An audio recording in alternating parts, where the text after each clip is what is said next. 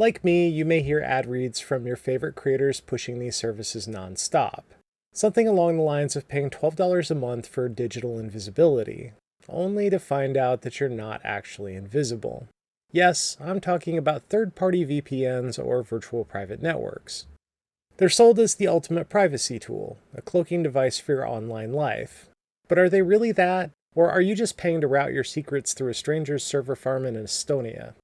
Today, I ruin VPNs.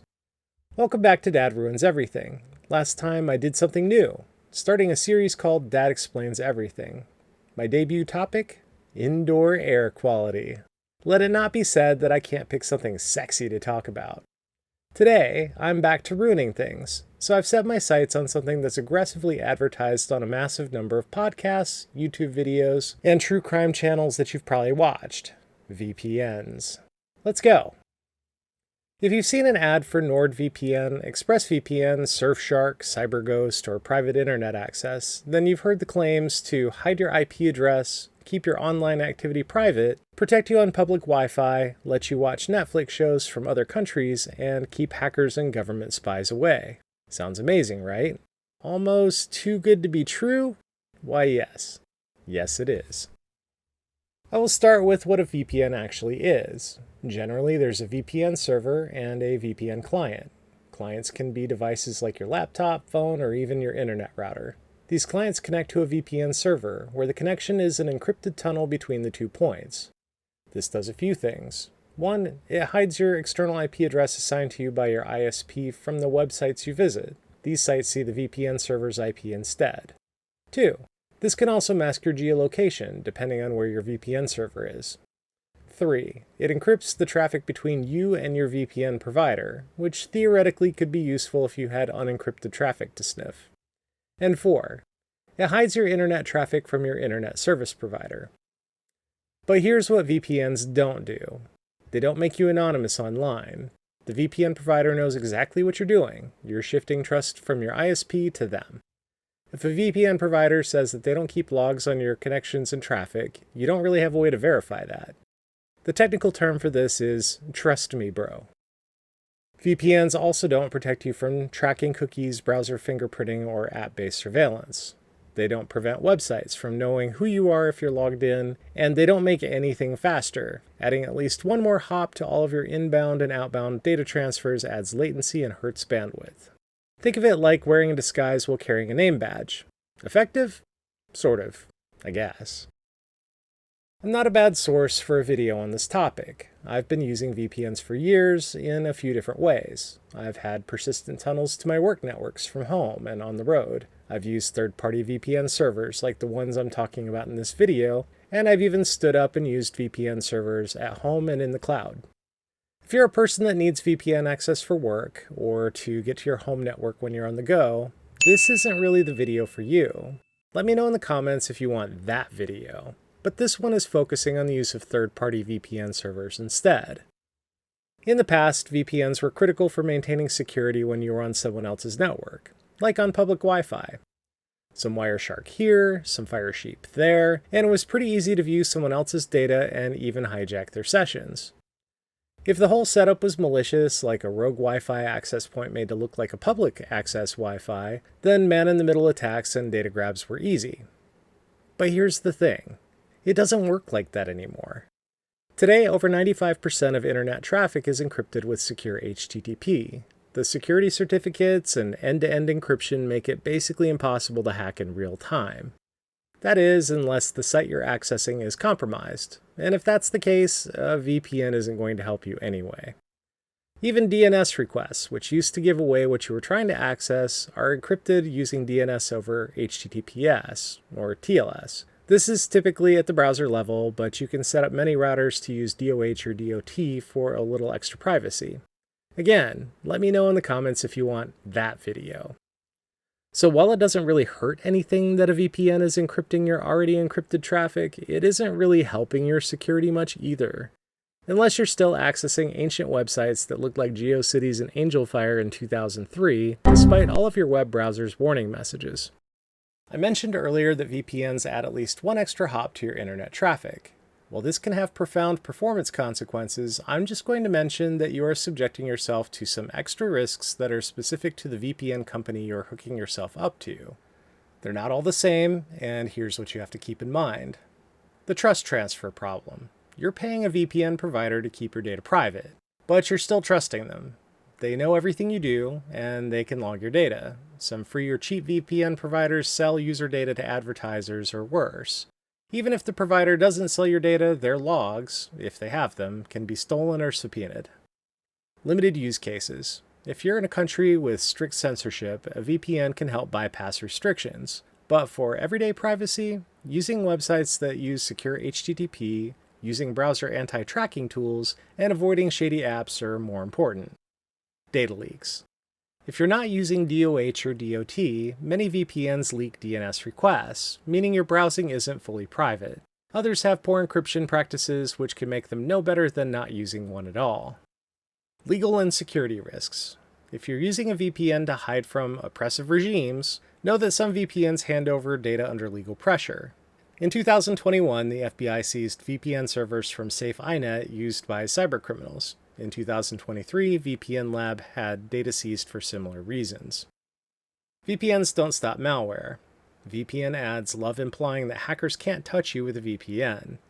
Wrong. Malware, phishing attacks, and credential theft work just as well whether you're using one or not. And if you're wondering if these risks are just theoretical, let's talk receipts. Here are the biggest VPN scandals from the past decade. And yes, they're bad. With ExpressVPN in 2021, it came out that the CIO, Daniel Garicki, had previously worked for Project Raven, a UAE state hacking project that targeted journalists and dissidents using spyware. With SuperVPN from 2020 to 2023, multiple reports flagged their free Android VPN app for malware-like behavior, redirects and ad injection, and leaking user data. A 2023 study found it was one of the top VPNs used in data exfiltration scams, and alarmingly, it had over 100 million downloads before being temporarily pulled from the Google Play Store. Betternet, Hexatech, TouchVPN, TurboVPN, and other free VPNs have a number of issues too. Ongoing investigations have revealed that several free VPNs log user activity and sell the data to third-party advertisers. Many are owned by shady parent companies in jurisdictions with little to no oversight. And I've mentioned this before in other videos. If something's free, you're the product. And in this case, the product is your search history. NordVPN is one of the larger players in the space. They suffered a server breach due to poor security at a third-party data center. Minimal data exposure was claimed, but it damaged trust, and who knows if they would be honest in their statements. PureVPN. While the company claimed not to log user connections and activity, they provided exactly that to the FBI in a cyberstalking case, revealing user IP addresses. Hotspot Shield was accused of undisclosed data logging and redirection to partner websites for advertising. And Cape Technologies, previously Crossrider, was known for adware and malware distribution. Now they own ExpressVPN, CyberGhost, Private Internet Access, and ZenMate. You've probably noticed that VPNs are among the heaviest sponsors of YouTube videos and podcasts. Ever wonder why?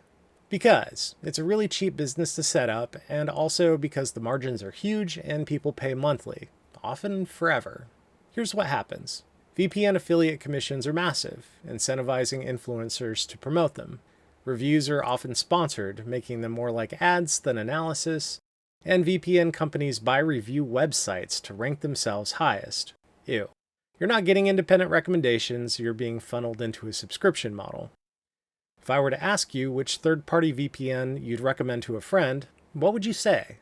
What do you really know about the company, their practices, their ethics, and their competency? As you may have heard me say in other videos, anecdotes aren't evidence. So, should you use a VPN at all? Excellent question. Here are good reasons to use a VPN. You live under an oppressive regime blocking content or surveilling traffic. I don't think people should be imprisoned for wanting to know or share what their government is doing. You want to bypass geo-restrictions for video streaming. You should keep in mind that this is a moving target for products like streaming services, as they are actively working to identify users on VPNs because their geo-restrictions have to do with licensing and distribution contracts that they have to try to honor. or if you're doing something like downloading copyrighted material via torrent or whatever and don't want your ISP to give up your identity. Here are the weak reasons to use VPN. You're on public Wi-Fi, like at coffee shops and airports. I've already explained why this type of exposure isn't anything like it used to be. And you trust the VPN provider more than your ISP? And here's a really bad reason to use a VPN. Because you want to be anonymous online. If you want to do that, Tor or privacy-focused browsers like Brave with strict settings provide better anonymity for web browsing. VPNs are not magic cloaks. Okay, so you've heard the pros and cons of using a third-party VPN service, and you've decided to move forward with selecting one anyway. Which one should you pick? Without any financial incentive to push one vendor over another, I've decided to name names and rank some of the more popular third-party VPN services for you, with their pros, cons, and controversies. Coming in at number 1 is ProtonVPN. They have a strong privacy stance, they're open source, and they're audited. They have a free tier, although there are limitations, and one of those limitations is that the free plan is slower. Mullvad comes in at number 2. You don't need to sign up with an email, they accept cash, and they have minimal logging. They're highly regarded by security professionals, but they have a smaller server network, and the service is not suitable for bypassing geographic streaming limitations. Coming in at number 3, IVPN. They have excellent privacy policies and strong transparency, but as a smaller player, they have a small marketing budget and are less well known. And number 4 is NordVPN. They have a large server network, lots of points of presence, and good speeds across the network. But they also have a 2018 server breach that they claim was minor, and they're owned by the same group as Surfshark and Atlas VPN. At 5 is ExpressVPN. They have good speeds and the Connect widget is easy to use. But they were acquired by Cape Technologies, which formerly distributed malware. Next is Surfshark, which is cheap and supports unlimited devices per subscription. But they're owned by Nord Security and there are reasonable privacy concerns with the shared infrastructure. Then there's HolaVPN. Avoid this at all costs. Their setup turns users into endpoints for other users. This is awful for a lot of reasons, including violating your ISP's terms of service and turning you into a potential proxy for shady traffic. There are other vendors out there, and if you want to know more about any that I haven't mentioned, please ask about them in the comments below. VPN service providers know that the door is closing in terms of the value proposition for third-party VPN services in general. Because of this, it's common for vendors to bundle in extras like password managers, cloud storage, malware scanners, ad blockers, and security auditing. The quality and value of these features varies widely, though no credible person is likely to claim that any of them are best of breed. So we're to the bottom line. VPNs aren't scams, but the marketing often is. There are still some useful reasons to use third-party VPN servers, but many of the historical reasons for doing so were no longer valid. Yes, VPNs hide your IP address from websites, and that's it, mostly. They don't make you anonymous, and they don't stop malware or user tracking. Plus, they add another company that you have to trust with your data. If you learned something today, hit like, subscribe, and drop in the comments the weirdest VPN ad claim you've ever seen. Bonus points if it was from a YouTuber pretending to know what they were talking about. This better late than never topic was repeatedly requested by viewers, and I've finally gotten around to it. If you have any topics you'd like explained or ruined, make your requests in the comments below. Thanks for watching Dad Ruins Everything, and have a secure day.